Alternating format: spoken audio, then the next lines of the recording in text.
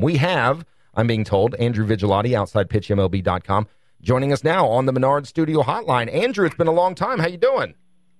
Doing all right, fellas. How are you? We're doing very well. We're doing well. Let's get into the most recent news. This came down about an hour or so ago that Ryne Sandberg has resigned as the manager of the Philadelphia Phillies, a team that has not been very good for a couple of years, but is over in your neck of the woods. You live over in the Pennsylvania area.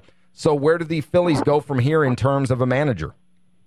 Well, I mean, at this point, to me, whoever they bring in, it's not like it's going to bring in, positive, immediate results. I mean, this team is what it is. They're bad.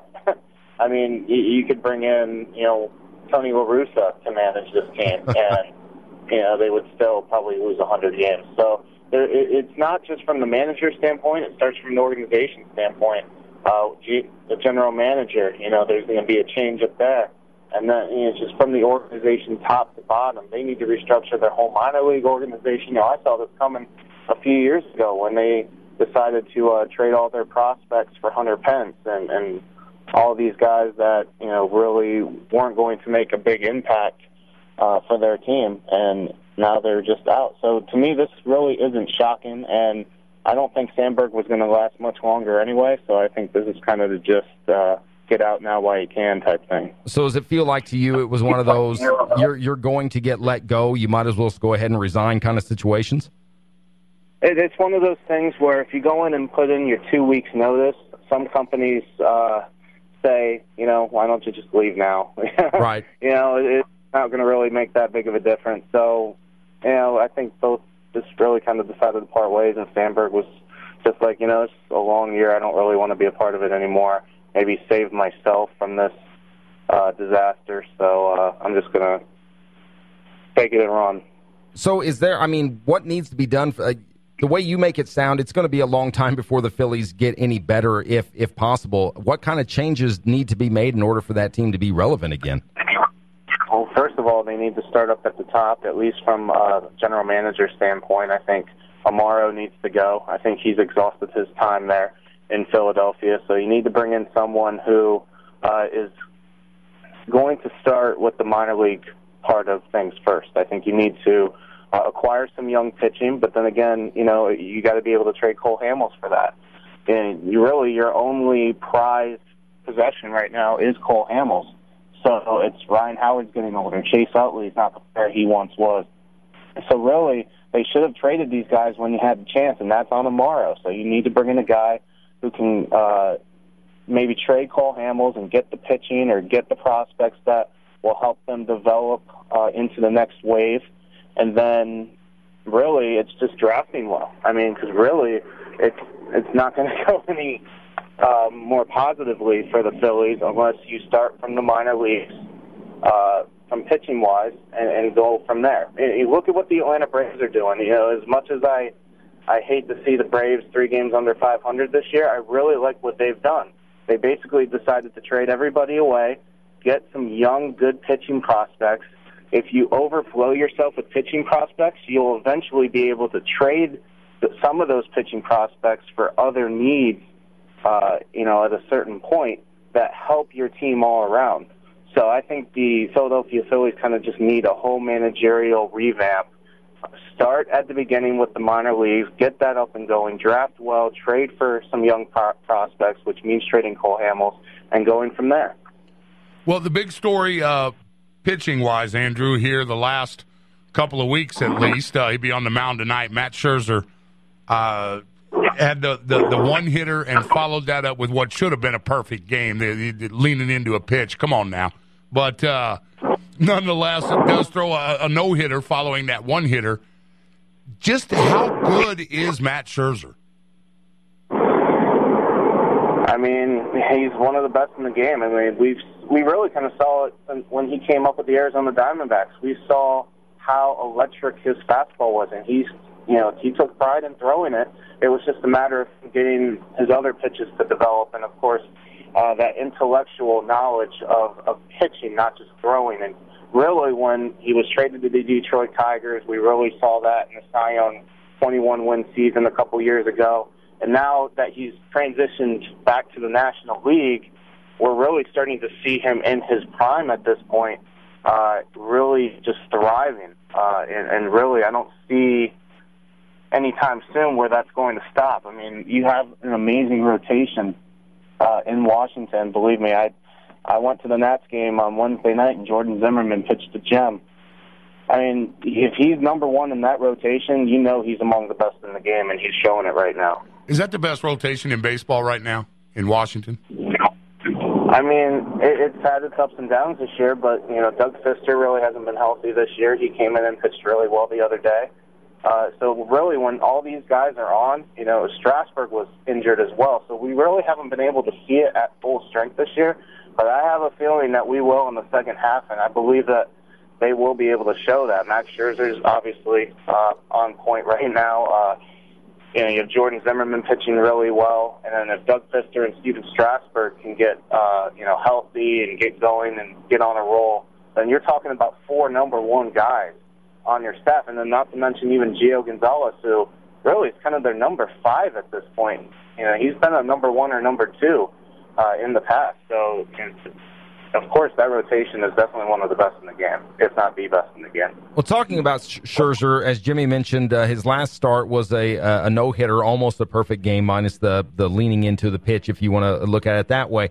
But he goes up again tonight against the Phillies, and if he can do it again, he enters some very rare company. If memory serves me correctly, and correct me if I'm wrong, the only guy to pitch back-to-back no-hitters is Johnny Vandermeer, if I'm not mistaken. Is there a really good chance, considering the Phillies are what the Phillies are right now, can Scherzer go out and throw another no-no tonight? Well, I think you look at the last couple starts. I think sometimes the Phillies are underestimated a little bit. I mean, and even though I just said how terrible they were, that doesn't mean that they're going to go out and get no hit every night. I mean, Max Scherzer is on a roll right now. I just don't see it happening. I think Max Scherzer will pitch really well. I think he'll pitch a really good game. I just don't see a no-hitter going on tonight. I think the Phillies do have some pride. They do have some veteran pride. Ryan Howard, Chase Utley, among some guys. So I don't think that there's going to be a no-hitter tonight. Andrew Vigilotti from Outside Pitch, MLB.com, joining us on the Menard Studio Hotline. It's Ford and O'Brien, ESPN Evansville 105.3, and online, ESPNEvansville.com. Let's get away from the East Coast for a little bit, Andrew, and jump here to our neck of the woods here in the Midwest. A huge contingency of St. Louis Cardinals fans in our area, in our listening area, and they continue to win despite the losses of Wainwright, Matt Adams, Holiday's still not coming back from the DL. The most recent report I saw said that he's still a little ways off from coming back off the DL. How much longer can they continue to win games like this and continue with the best record in baseball despite missing those 3 key players? I mean, at this point, really what I kind of look for, and I think a lot of what the managers look for, is kind of that 40 to 45 game kind of evaluation of your club. Whatever your record is, really in the first, say, 40 to 45, even 50 games is kind of an indication of what you're going to be the entire season. And, listen, the St. Louis Cardinals, always have guys that come up and get the job done. It's kind of the next step up mentality for this team. And really it's showing it this year. And if you're 48 and 24 at this point, I can't see things going any different. I think this team could win 100 games, to be honest with you. So it wouldn't shock me at all. And I think, this is going to continue for St. Louis. And I predicted them to win the division anyway this year, even with the Pirates, doing well and the Cubs really having some relevance again. It's the Cardinals division at this point. It's the Cardinals' time, no matter what. Well, the Cardinals and Cubs open up a weekend series tonight, a big series for a change. As you said, the Cubs are relevant again. Chris Bryant for the Chicago Cubs, a big-time name, has lived up to the hype thus far.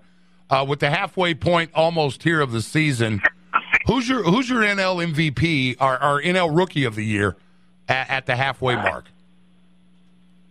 I mean, it's hard to go against Chris Bryant at this point. I mean, he's basically helping the new wave of the Chicago Cubs. One of the reasons why they're relevant. One of the reasons why they could make the playoffs for the first time in years. And of course, we can go on and on about what could happen in late October if things absolutely positively go the way they want it to go. Chris Bryant is going to be, not just the present for this team, but the future. And if there's a chance that the Cubs are going to reverse this curse he's going to be a huge part of it. So I have to go with Chris Bryant. Is John Lester still a concern, or is this just don't get excited? I mean, he got rocked a little bit again yesterday. He did, and really it's a transition year for him. So he's pitched in the AL East, where to me I think it's a lot tougher in the AL East. When the Yankees are right, and when the Orioles are right. So to me, I think the NL Central, I think it's more of a transition year for him. Remember, he had a couple not so good years, some Cy Young years in Boston as well. So, I mean, this could be a little bit of a hiccup. He could improve in the second half, and then we'll see what happens in the future. Andrew Vigilotti, Outside Pitch, MLB.com, joining us. It's Ford and O'Brien, ESPN Evansville 1053 online, ESPNEvansville.com. And Andrew, a lot of talk over the last couple of weeks about the All-Star voting and how at one point in time you had 7 or 8 Kansas City Royals slated to start for the AL. My stance is we need to get to a point. I get where they're wanting to get fans to be a part of the process and everything, but if you want this to really reward the best players in baseball or any sport for that matter, you need to just take it completely out of the hands of the fans. How do you see how this thing's all played out? What are your thoughts on it? Even though I'm a fan, I have to agree. I mean, the fans get too riled up about their teams. I mean, I'll admit, I even go in and vote for guys who have no deserving of being in the All-Star game. Not that most of these Royals do have an argument to be in the game, but not 7 or 8 of them. I mean, you're not going to vote for Omar Infante to make the All-Star game as much as I love Omar, being a former Brave. I mean, even for me as a fandom, I've gone in and I've voted for, Chris Johnson to be in the All-Star game as an Atlanta Braves fan. So fans do get attached to their team. So for me, I think when, the players are out there every day playing, the media covers it, and I think there should be a managerial vote as well. So it should be divided between the players, the media, and the managers. I think the fans would come out and see it anyway. So the fans are really, to me, kind of irrelevant at this point. So we're just a couple of weeks away from the All-Star break. I know we talked to you earlier in the season, and up until, I'd say around this time, we can really start looking at some of the trends and stuff that has taken place up to this point. But then, it's after the All-Star break, you really kind of get into the meat and potatoes of that schedule and who's going to separate themselves from the pack. What's been a few of your bigger surprises here in the first half of the season, both good and bad? Well, I mean, take a look at the good. I mean, obviously, when you talk about the Chicago Cubs, I think there was always that. They could be relevant. They definitely made some moves. They have some guys coming up. You just don't really know at this point until you actually see it happen. I think the Cubs in the National League, and then I think the Tampa Bay Rays being in first place in the American League after losing Joe Madden and obviously a full year without David Price and so on and so forth. Being in first place in the tough AL East is definitely a pleasant surprise to see. Even the Kansas City Royals staying in first as well. Even the Minnesota Twins being competitive in the AL Central. So that's something to see. And, of course, you got the Houston Astros, good surprise as well. I think disappointing, you look at Seattle. I think a lot of pundits, experts, not me, but had Seattle winning the World Series this year, at least being in the World Series. And they're 33-40, 9 games back, last place in the AL West. So there's good surprises, there's bad surprises, but, I think there's a lot more positive surprises out there than negative, and that's how I feel. Well, you talk about the Astros, and I believe when we spoke, it's been a month or so back, and the Astros were doing well. And off the top of my head, I don't recall what you had said at the time. I don't know if you were ready to buy into them or not at that time. What has been the key to them continuing to play so well?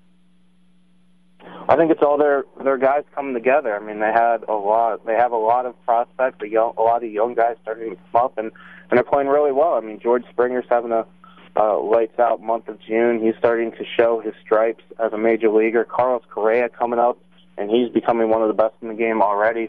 Dallas Keuchel doing well as in their pitching rotation, seems to be pitching pretty well. And just finally, things are starting to come together for this club. And right now, they're 5 games up on everybody, at least in the AL West. Will they be able to keep it? We'll see. But, when you bring in Evan Gattis, who helps from a power standpoint, Chris Carter's a big home run hitter, but then you combine that with a Springer, with a Correa, with a losing my mind here real quick. That's okay. When you bring them all in together, I'm not surprised with how Houston's playing. I mean, really, this was supposed to be a 2016-2017 conversation, but everything is finally starting to come together for this group. And I meant Jose Altuve. I'm sorry. There you go. Andrew Vigilotti. You just need an extra second. It's all right. It happens all the time. Andrew Vigilotti, OutsidePitchMLB.com, our guest. It's Ford and O'Brien, ESPN Evansville, 105.3 and online, ESPNEvansville.com. One more for you, Andrew, and then we'll let you go. Trade deadline will be coming up quick after the All-Star break's all said and done. Any potential trades that you're seeing or things that you think need to happen before or at the deadline? Well, it's going to be interesting, and I go back to my team. Atlanta's kind of been that sub-500 team this year, but at the same time, before the series with the Nationals where they got swept, they were considered buyers. So it's going to be interesting to see what Atlanta does. I've always said they have two eyes on 2017 and one eye on 2015. So I'm wondering if guys like maybe Julio Teheran, if the Braves continue to lose, might be shopped around, or some of the Braves might consider adding a bullpen guy or something to that nature. Obviously, other than the Cole Hamels talk, which we already know, he might get traded this summer. I think it would be smart if that were the case. I'm curious to see what Atlanta will do, just because they are looking for the future. They're still somewhat in the race, but yet the way if they keep losing, then they might be out of the race. So I'm just looking to see what happens from that standpoint. What about Starlin Castro from the Cubs? I know he can be very frustrating for fans because he can go up and he can bat so well, and then he'll make the biggest goofs on the defensive side of things. Do the Cubs keep him, or do they maybe look at a couple potential trade deals with him? Unless they can get a pretty good starting pitcher. I know we've always heard those rumors with the Mets, but I don't know if they can strike that deal or not. But obviously the Mets could be looking for a shortstop. But to me, I think they keep Castro at this point unless they can get a really good starting pitcher, because really there's no reason to sell Castro short at this point. He's provided some good moments for the Cubs this year. He had 2 walk-offs in a row a week or so ago. So to me, I think Castro is still a good young player. He's really kind of fitting in, to me, pretty well. I mean, the team's still doing pretty well. They're 39-32. So unless you can get a really good starting pitcher for him, like I said, I just don't see them pulling the trigger on anything. Great stuff, as always. Andrew Vigilotti from OutsidePitchMLB.com. You can find him on Twitter as well, at OPSN_MLB. Always appreciate the time, Andrew. Enjoy your weekend. All right. Thanks, guys. You too.